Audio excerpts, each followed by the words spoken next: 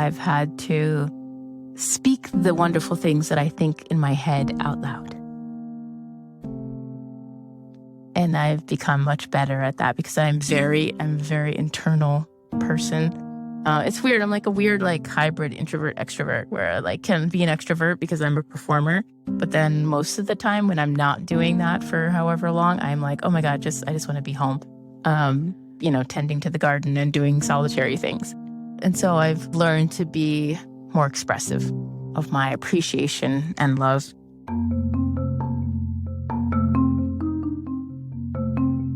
From the Totem Project, this is Full Moon Women, a community and a podcast about the inner lives of women.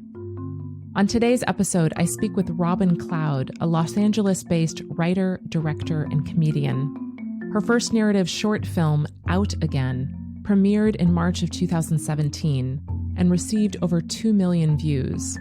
Out Again has been screened at film festivals throughout the world. Her docu-series, Passing, A Family in Black and White, premiered at the Tribeca Film Festival in 2019. For that series, Robin followed her own family's history of leaving Harlem as a Black family and moving to Ohio and passing for white. In 2020, Robin wrote and directed This Old House, which premiered on Hulu as part of their bite-sized Halloween series.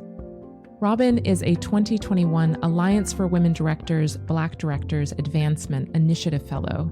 She has been featured in the New York Times, the LA Times, the Washington Post, Diva Magazine, and Go Magazine's Top 100 Women We Love. I'm Jamie Younger, your host. On Full Moon Women, we publish episodes in couplets. The first episode in each couplet is a woman's story, something personal from her inner life. It's a long-form narrative piece. And then the second episode in the couplet is a conversation with someone who can give us a greater context and hopefully a greater appreciation for the storytelling woman's story. On our last episode, we heard the story of Mina Perry, an 87-year-old woman who spent 16 years in a marriage with a man before she came out of the closet. Mina's story is about breaking out, redefining who you are and can be, and the many phases of life. Today, I speak with Robin Cloud. We discuss how her creative work helps bring diverse representation and the real-life experiences of queer and Black and brown people to the stage and screen. We also talk about women wearing bow ties. You won't want to miss it. Robin, you and I met a number of years ago when we were both working as TV hosts for a local Brooklyn public TV station. And then I was so pleased when I was learning that you were like going into filmmaking and you were starting to direct and write and act. I have had so much fun going and looking at your work and learning more about what you've been doing. And I was just like especially excited to talk to you in conjunction with the story of the last guest for our podcast, who is Mina Perry. And just as a reminder to the folks listening, Mina, she's 87 years old. She lives in New York City. She's a Black woman. She is an out and proud lesbian, her words. She was born in 1934. So you guys are about like 45 years apart in time, quite a gap. But I thought that your lives and your stories like had a lot to say to one another, and they sort of like weave in and out of their similarities and differences. And as listeners will probably remember, Mina was married to a man for 16 years before she finally came out of the closet. And then she entered into this 30-year relationship with a woman. And one of your short films, your first short film, is centered on the topic of coming out, and you approach it in this really funny way. It's called Out Again. And I was wondering if you could talk about how you came to make that short film and like what inspired you to make it. Sure. It was inspired by my grandmother. My grandmother suffered from Alzheimer's, and towards the end of her life, I would call her and to chat, and we would talk, and she would ask me like, oh, so like, what's new? What's happening? And I would tell her, and then there would be like a pause, and then she would start again and say, oh, what's new? What's happening? And that would go on for 15 minutes. And then one day I was like, oh my God, wouldn't it be crazy if she like forgot I was gay? And I had to like do this loop with her over and over again. And I was like, oh man, that would be terrible. And then I was like, but that's also a really great setup for something. And so that led me to write a 1-act play called Out Again. And that was in the theater festival in New York. And I just had a wonderful time, and like, people really responded well to the topic. Like we had to talk back, and people stayed for 2 hours, and like everyone was sharing their experience and Wow. talking about their parents or grandparents. And it turned out like so many people have had this experience with an elder. And so then I thought, oh, I wonder like this could really translate into a short where more people could see it, and it would be an interesting topic and inspire more conversation around this subject matter. And so I decided to write the short film, and that became Out Again. And then I sent it to a friend who I asked to be my producer on it. And she was like, oh, Refinery 29 is doing this series called the Shatterbox Anthology, where they're looking for like female directors who are making shorts. And I was like, oh, I'm going to send them the script. And I was like, okay, cool. Like not expecting anything of it. And then they loved it. And they were like, oh, we want you to be a part of this. And I was like, oh my God, okay, cool. So they gave me the money to shoot it. And yeah, it was just like a really incredible experience. We shot 4 days at a house in New Jersey. I played myself, but imaginary version of myself. And we had a pretty small cast and a crew of about 25 people. It was my first time writing a script in that way, first time directing, and it all went really well. And then Out Again went on to be sort of a hit on the festival circuit, played in festivals all over the world. Honestly, it was really very exciting and basically launched my career as a director. And with the Shatterbox Anthology too, like there was still the launch party in Brooklyn, I'll never forget. And I showed up, but I wasn't really sure, like, what is this party going to be like, And I walked into this massive like warehouse space where they decorated the whole thing, and it was like amazing. And I learned who else was going to be in the anthology series. And it was like Gabby Sidibe, Chloe Sevigny, Kristen Stewart. And they had picked all these like amazing celebrities to make movies. And then it was like me. And I was like, oh my God, what is happening? This is so weird. But everyone was like super cool. And it was just a really wonderful experience. And on that set, I realized that I just really loved directing and felt very at home in that particular role, and decided that I wanted to try to focus on that and make more work. And that's what I did. And that's what I've been doing for the last, I guess it's been almost 6 years now. Yeah.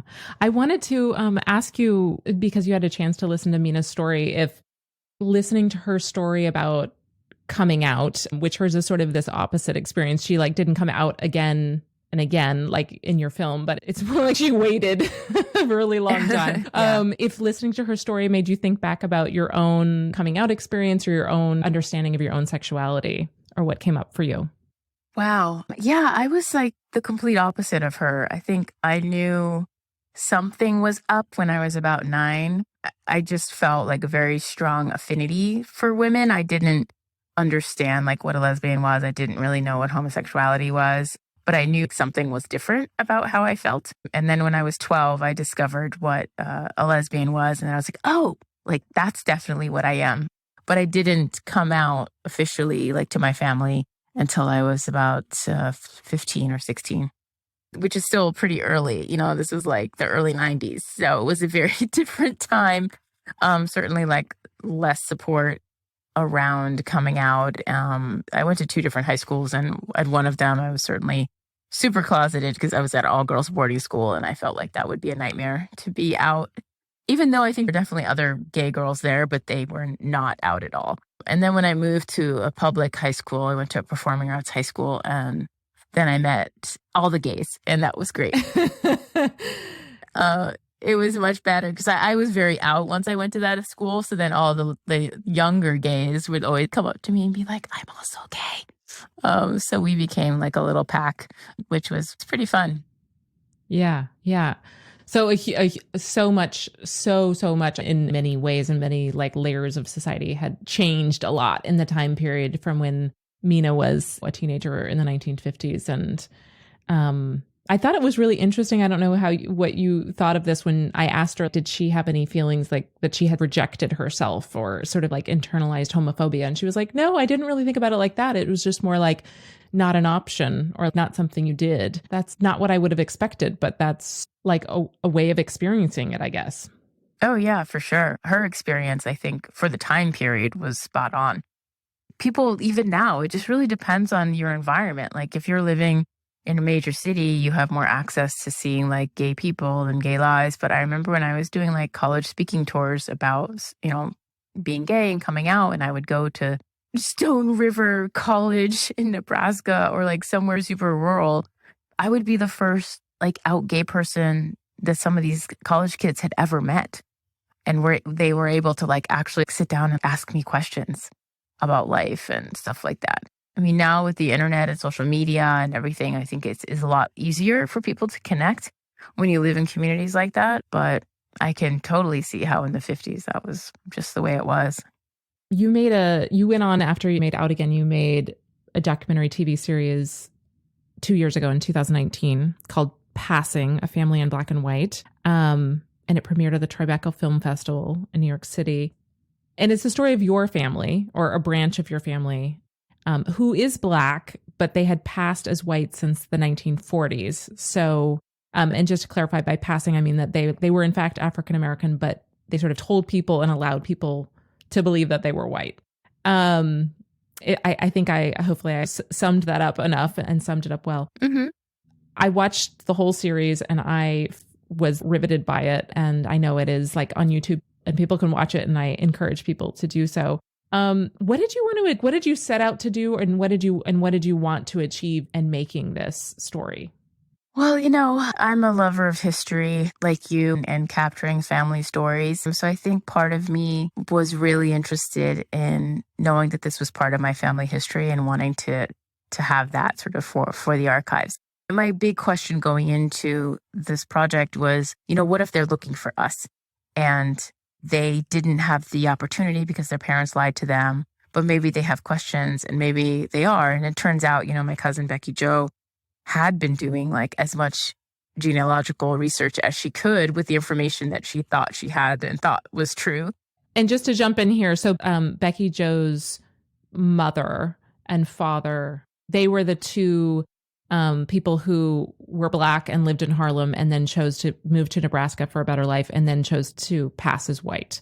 So Becky Jo is their daughter, correct? Yes, that's right. She's one of 7 of their kids. So Becky Jo was the one that I made the initial contact with and, shared information. We shared photographs and she was like, oh my God, like they just look, my mom looks just like your grandmother. And I was like, I know, they're cousins, they're first cousin.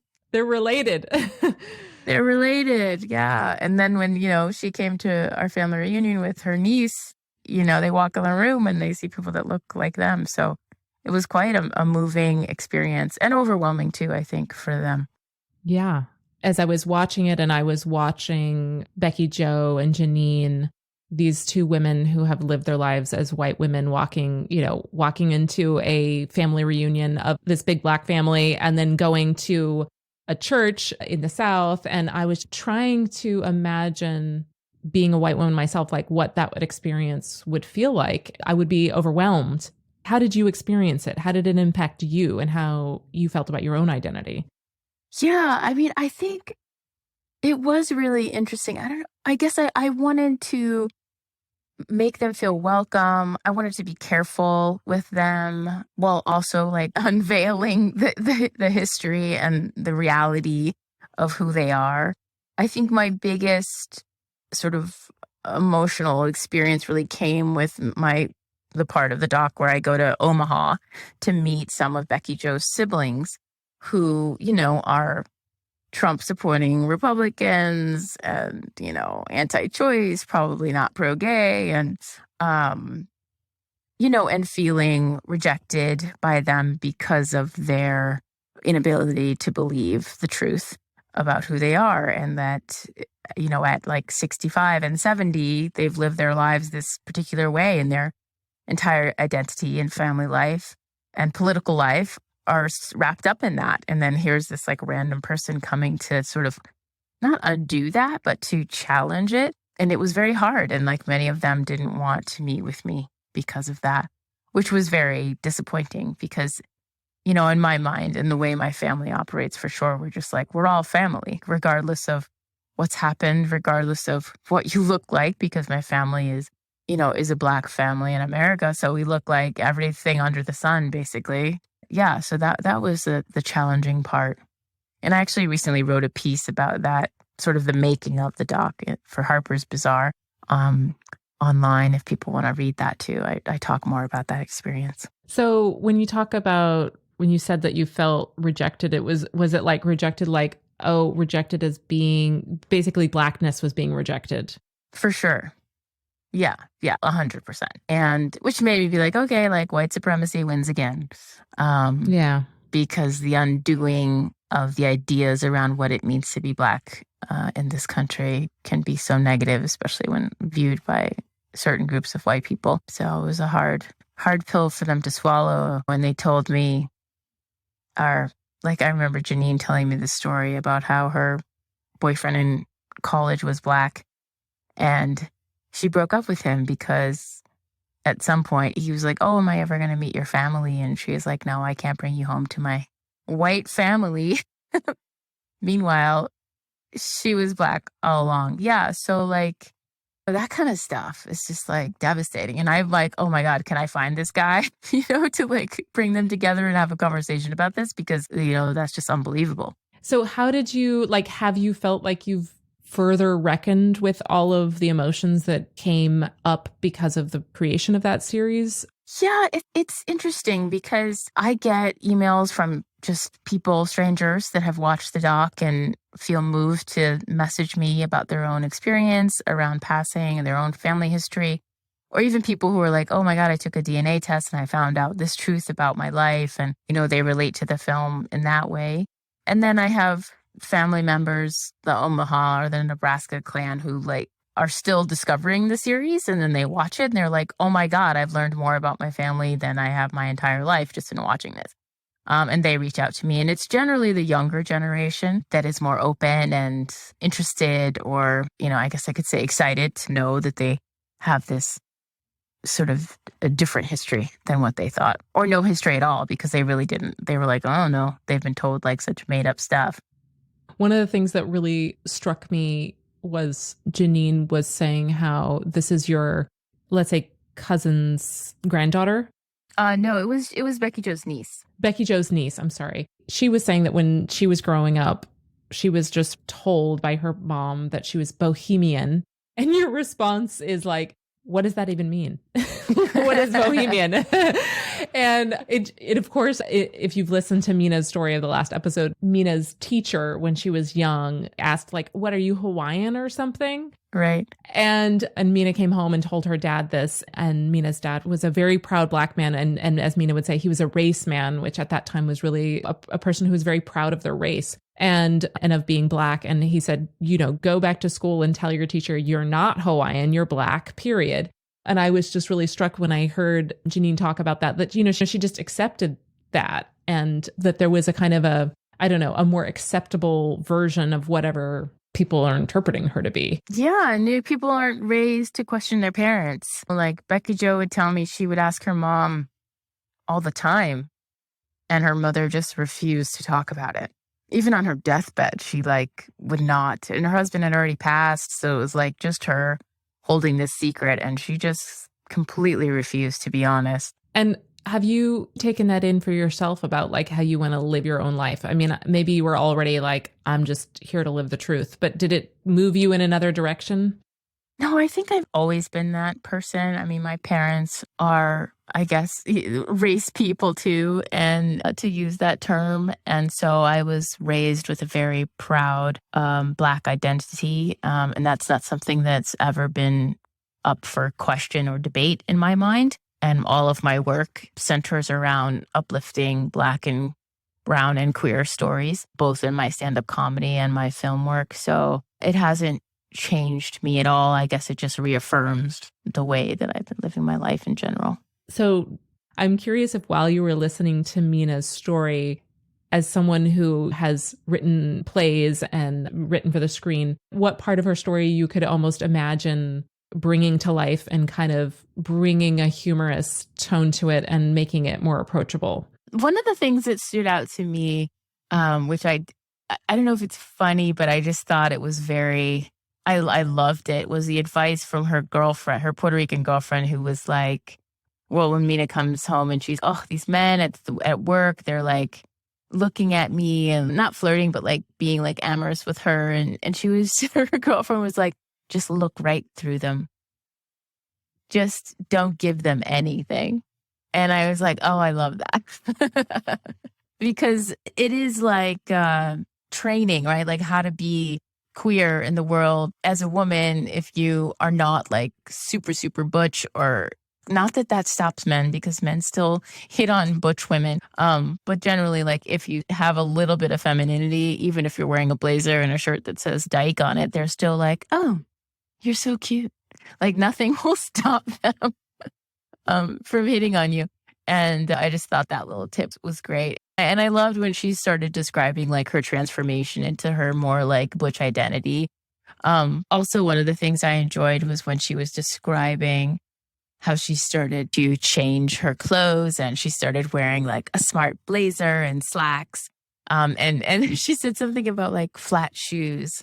And I was like, oh my God, that's amazing. Because it was just very visual. I could see her outfit and I just loved that so much. It was a great moment.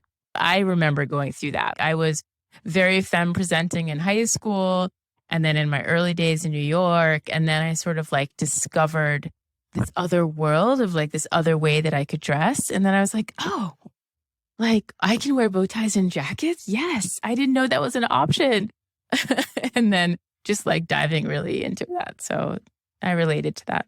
And when you were dressing femme, do you now look back and feel like you were just performing someone who you weren't and then you later fell into who you were? Or like, how would you describe that experience? My mother is very femme presenting, I will say. You know, she's a person that like gets her nails done, you know, every week and is just very beautiful and is into clothes and fashion and stuff like that. So I was raised under her instruction, I would say.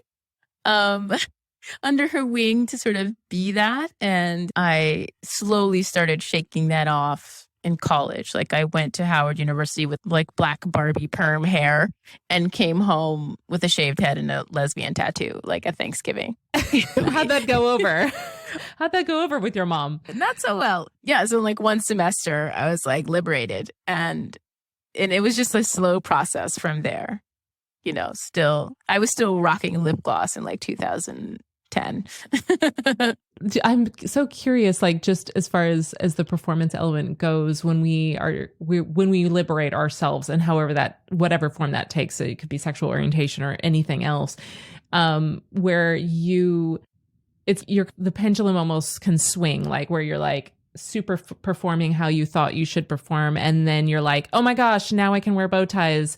And did it swing back to some kind of center place, or did your full swing over to bow ties just stay with bow ties? Like, where are you? Where am I in my clothing these days? Yeah. Well, it's funny because now that I feel like the dapper butch moment was definitely a thing in New York and probably around the country, but like in New York, 10 years ago, like when I started wearing bow ties, it was like, ooh, people are wearing bow ties now? Like it's a new thing. And now that I live in California, I don't wear bow ties anymore, but I had to stop wearing them within the last 5 years, I would say. When it got to the point where everyone was wearing them, I was like, oh no, I'm not into this anymore. Like I liked when it was just like me and a few other people. And now I'm in California where everything is like leisure wear and it's so hot. So you don't actually want to wear any formal clothing. You don't want your shirt to be buttoned that high to begin with. No, I mean, I still do to button up all the way sometimes, but I like more like contemporary sort of modern, like minimalist / streetwear is where I am now. So yeah, I've turned a corner, I'd say. We are listening to my interview with Robin Cloud. After a short break, we'll hear Robin speak about what her wife has brought to her life. and what impact she hopes her work will have on present and future generations. We recently heard from 2 patrons of the show who left us these voice messages. Hi, this is Carrie Jones from Portland, Oregon. I became a patron of Full Moon Women because I am a female entrepreneur and very passionate about other women succeeding in business, pursuing creative endeavors, and being badass. And that is what Full Moon Women is all about. So I felt like it would probably resonate pretty deeply. Hi, this is Nick Domino from New York City.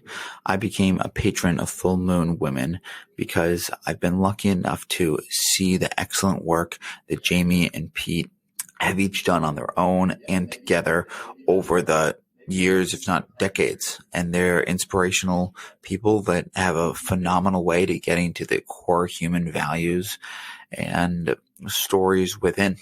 And I believe in their ability to bring out the best in each one of their guests.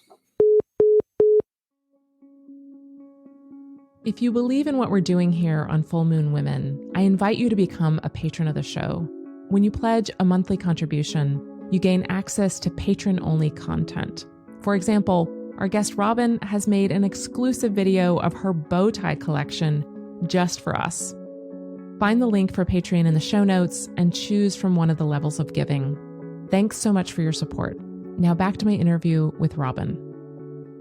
I wondered what else about Mina's story struck you and made you think about your own sort of life journey. Gosh, that's a very heavy question. Well, I definitely liked hearing about her romances and her long-term partnership, because I'm a person that, I don't say, I'm a serial monogamist. And so that's been a sort of part of my life. Like, I'm married, I'm on my second marriage, and thank God for second time around. And yeah, I've sort of like never been a person that I just didn't want to give up on the idea of finding love in that way with the right person. Even though certainly after my divorce, I was like, oh my God, I'm never getting married again. And then like a year later, I was like, oh my God, maybe. And then here I am. So, you know, the right person and the right relationship can do wonders for your life. And I think she felt that way too. I remember she says, like, this relationship is going to be challenging, but this is a relationship that I have to stay in. Or something like that, where she had like decided. And she did, you know, until her partner's death. And that was really beautiful. You were saying that the right relationship can do wonders. And as you know, as I know so well, and those who know my story know as well. Can you speak to that? I know your wife is also a filmmaker. Oh, she's a theater director. Oh, she's a theater director. I shouldn't say filmmaker. I should say director. What has she done that's so wondrous for your life? Oh, gosh. She is like the sunshine, I would say. And when we met... And you're the cloud. And I'm the cloud. I know I gave her a card recently that was like, you are the sun and I'm the thundercloud. But that was kind of what it was like when we met. Like, I was coming out of this very disastrous divorce/marriage, and really, you know, I turned 40 and she was quite young. And I was just like, what? There's no way this will ever work out. Like, you have got to be kidding me. But then I just like couldn't quit her either. So I sort of was vacillating between, oh, this is going to just be like a summer fling, to, oh my God, I can't imagine my life without you. And she's just a very joyous person. She's very loving. She's tenderhearted.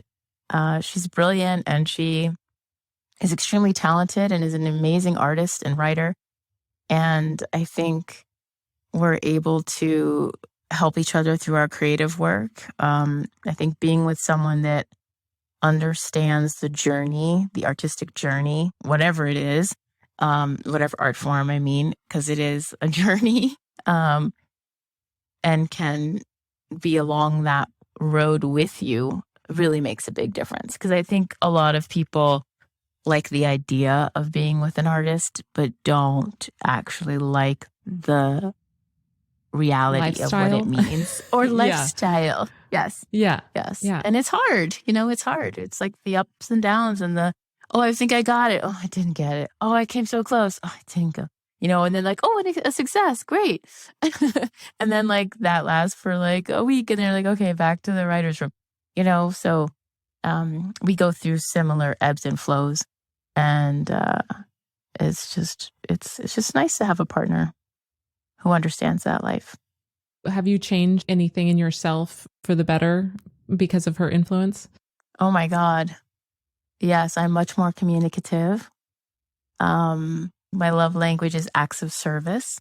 And so hers is like verbal affirmations. And so as a result of that, I've had to speak the wonderful things that I think in my head out loud. And I've become much better at that because I'm very internal person. It's weird. I'm like a weird, like hybrid introvert extrovert where I like can be an extrovert because I'm a performer. But then most of the time when I'm not doing that for however long, I'm like, oh my God, I just want to be home. And like, tending to the garden and doing solitary things.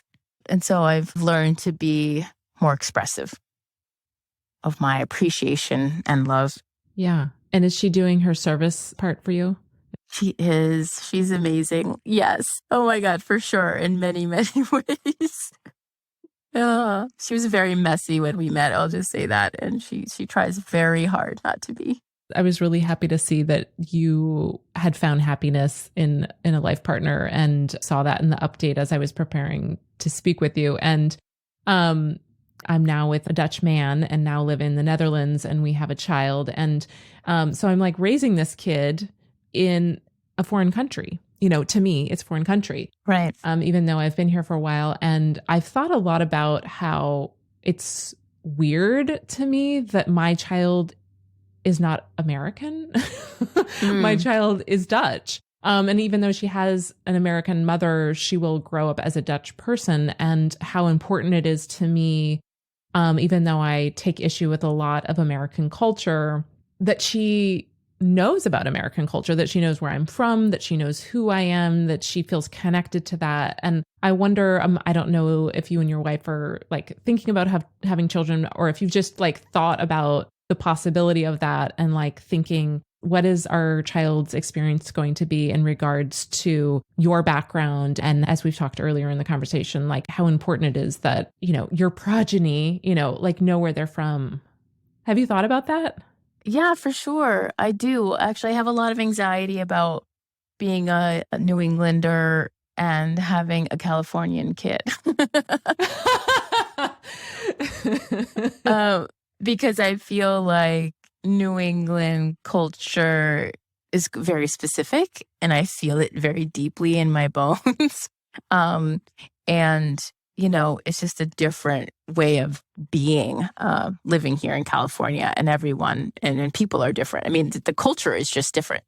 And for a while I thought, oh, my kid's going to be like a Brooklynite. And so that's cool because then they have like street cred and New York is obviously amazing.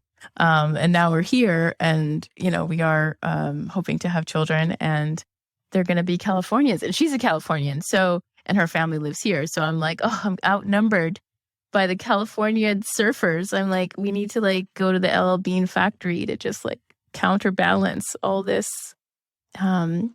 loose clothing. Easy living. Yeah. Like, yeah. I think a lot of people can relate to this. It sort of raises the question for me of like, what is actually maybe surprisingly important to me that I hadn't thought about until this moment? Basically, for me, it comes down to, again, still having issue with part of American culture, but like Thanksgiving, I'm just like, we are going to have cranberry sauce. Everyone is going to say what they're thankful for. Like, we're doing this. So like, I have now like all my Dutch family now celebrates American Thanksgiving. So, just so that my daughter, understands that. Yeah, she understands. Yeah, definitely. I mean, in our relationship, she's, my wife is Jewish but she has like a really interesting family where her uncles married Mexican women. So then we've got like a whole half of the family that's, Mexican and Jewish.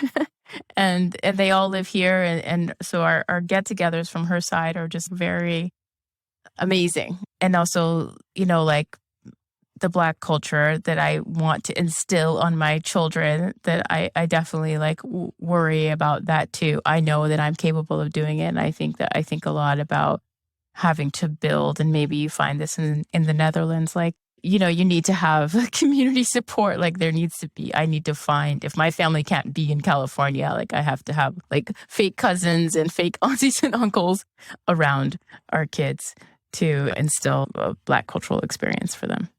And do you have a sense of what it means to be Black or have Black culture like instilled in your child? Like, what does that come down to for you? For me, yeah, it's so many things. Like the way we communicate, the way we talk, how we relate to each other, what foods we eat, what flavors of foods we eat, music, dancing, clothing, like Black history. Like my mother was an educator and took it upon herself to always instill in me the extra Black history that they were definitely not teaching in my schools. Like besides, Rosa Parks, Martin Luther King, and pretty much like slavery, that's all we got. Right. And so my mom was like, oh no, let me explain to you. And she'd be like, here are your Black history flashcards, so like all of those things, that I want. And obviously, like LA has a wonderful, rich Black population and culture here. So I'm not too worried about them experiencing that. I'm curious, in your filmmaking and in writing and in comedy, like what you want to leave as a legacy of your work. I think my sort of guiding principle is to show Black queer people or Black and brown people not experiencing constant trauma, or for example, like not like beyond if you're gay, like beyond coming out, what else do we experience in life, which is huge. There's so many things, because if you think about like white films and white TV shows, you could just like list every setup and every experience, and there's been a show with white people at the helm of it, and yet we still don't have those experiences, like where we can just be like, oh, we're a Black family, of cattle ranchers, or a Black family at a vineyard, or a Black family, living, I don't know, that are fishermen, like just anything else besides Black people, like being in the hood or like suffering or experiencing slavery. So that's my goal, is to tell our stories, the breadth of our stories, I would say. Thank you so much for listening to this episode of Full Moon Women with the warm-hearted and funny Robin Cloud. If you haven't subscribed to the show, please subscribe and follow wherever you get your podcasts. And if you're moved by this story, we invite you to leave Robin a voice message. We would love to hear from you, and so would Robin. Just go to the show notes and look for the link that says voice memo.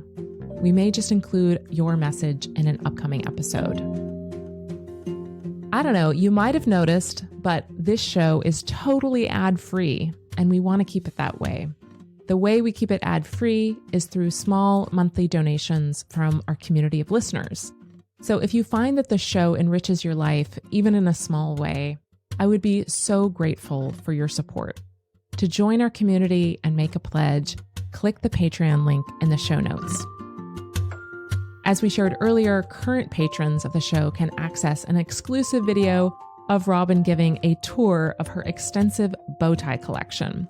That's live right now on Patreon. If you've already supported the show, you can just go to Patreon and check it out. And if you'd like to become a supporter of Full Moon Women, which starts at $3 a month, you can unlock that post and enjoy stepping into Robin's Los Angeles closet. This episode was produced by Pete Herkmans and myself. It was edited by Pete. I'm Jamie Younger, and you have been listening to Full Moon Women.